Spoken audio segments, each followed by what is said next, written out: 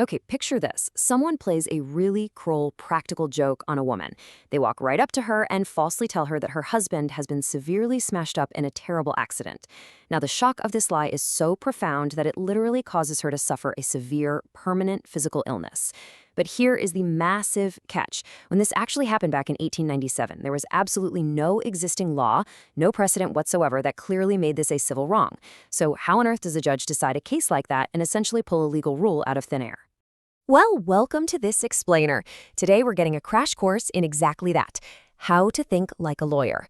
And we're pulling our insights directly from one of the absolute most legendary Day One law school primers ever written, Glanville Williams' seminal text, Learning the Law. So, whether you're a future law student trying to get ahead of the curve or just someone fascinated by how courts actually tick, we are going to unpack the hidden mechanics of legal reasoning. And our journey starts right here at the source. We're anchoring ourselves in Chapter 1 of Williams' book, which covers the divisions of the law. I mean, these are literally the pages that have launched thousands of legal careers, so we're in very good hands.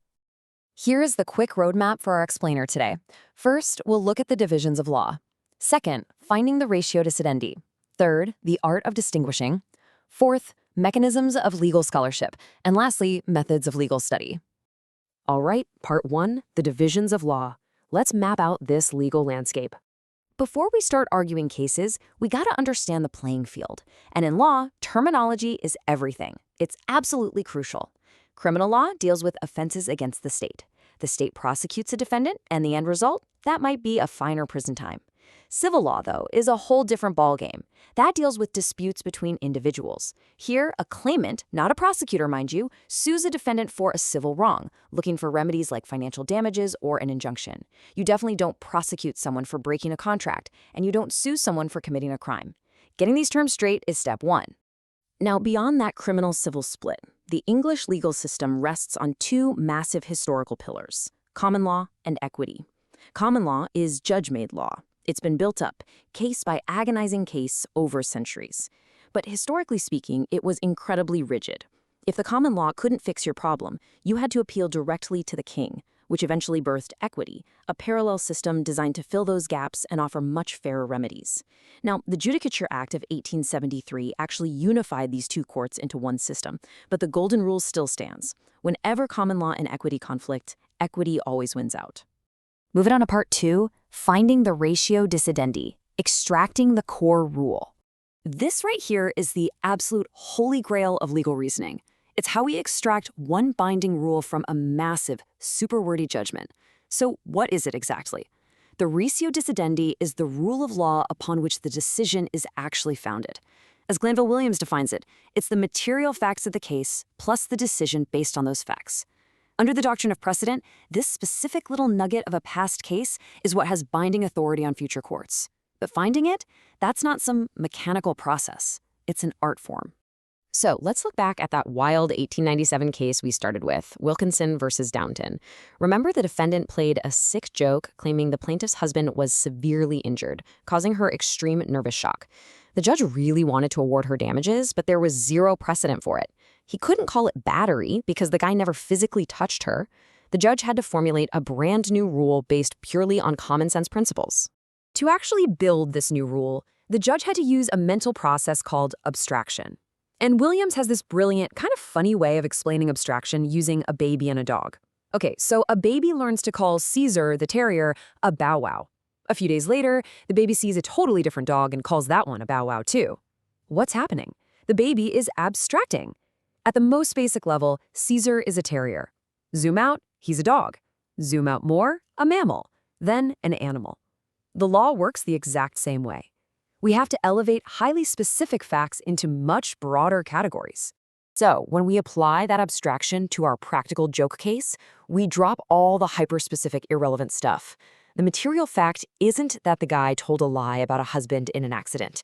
The abstracted material fact is that he willfully did an act calculated to cause physical harm.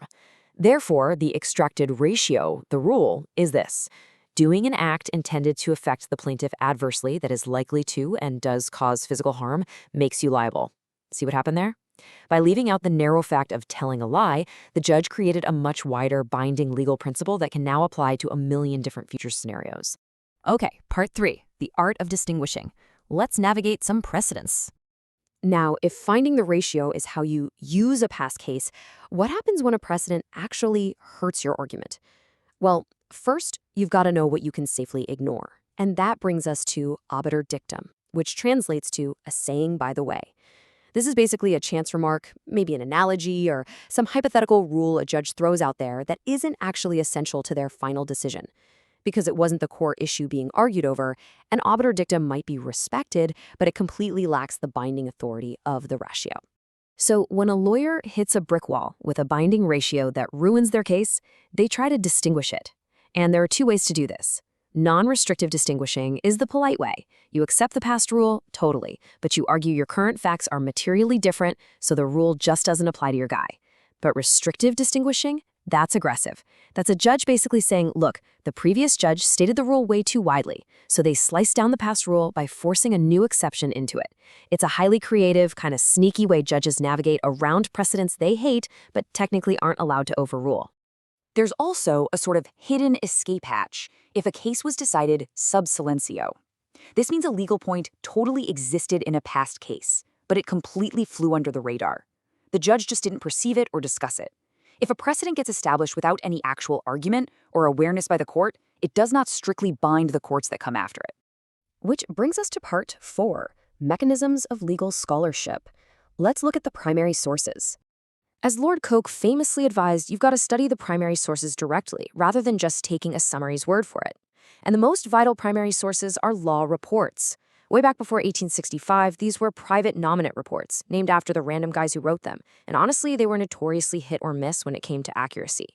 Thankfully, in 1865, the official law reports kicked off and standardized the whole thing. Fast forward to 2001, and the internet age brought us the neutral citation system.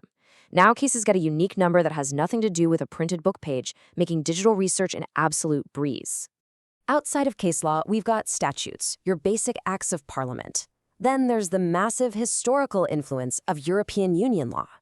And of course, the incredibly crucial Human Rights Act of 1998, which essentially pasted the European Convention on Human Rights directly into UK law.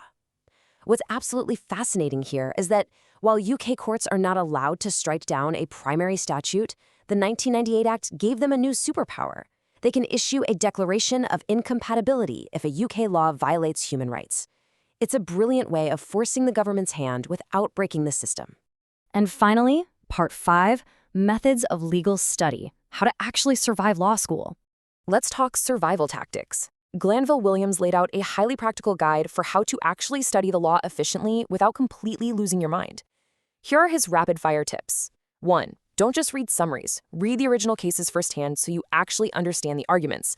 2. During lectures, use the Cornell note-taking system to actively process what you're hearing. Don't just blindly transcribe everything.